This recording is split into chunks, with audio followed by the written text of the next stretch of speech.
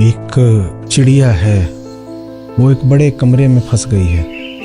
कमरे में बहुत सामान रखा हुआ है और बहुत सी जगहें भी हैं जहां चिड़िया जाकर छुप सकती है। आप जाते हैं उस चिड़िया को आज़ाद करने, उसे आकाश देने। वो चिड़िया समझती है आप उसे नुकसान देने आ रहे हैं। वो भाग भाग कर अलग अलग जगहों पर छुपेगी। उसको लगेगा कुर्सी के पीछे चली जाऊं, बिस्तर के नीचे चली जाऊं।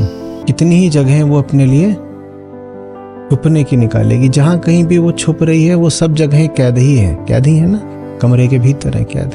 और जो उसको आप आज़ादी देना चाहते हैं वो आज़ाद आकाश एक है, लेकिन उस एक जगह के लिए आपको उस चिड़िया को 50 अलग अलग दिशाओं से पकड़ना पड़ेगा।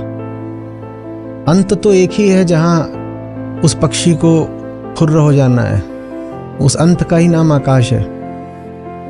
लेकिन पक्षी के पास अंत से पहले बंधन के अनेकों उपाय हैं।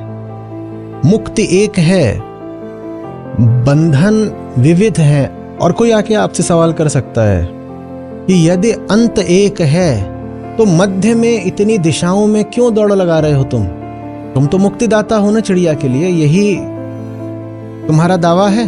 तो इतनी दिशाओं से क्यों पकड़ रहे हो चिड़िया को? उत्तर बहुत सीधा है, क्योंकि चिड़िया इतनी दिशाओं में दौड़ रही है। तो एक ही बात को क्यों कभी ऋषि अष्टावक्र ने, कभी श्री कृष्ण ने इतने तरीकों से बोला है? क्यों बोला है? क्योंकि हमारे पास भागने के, छुपने के बहुत तरीके हैं।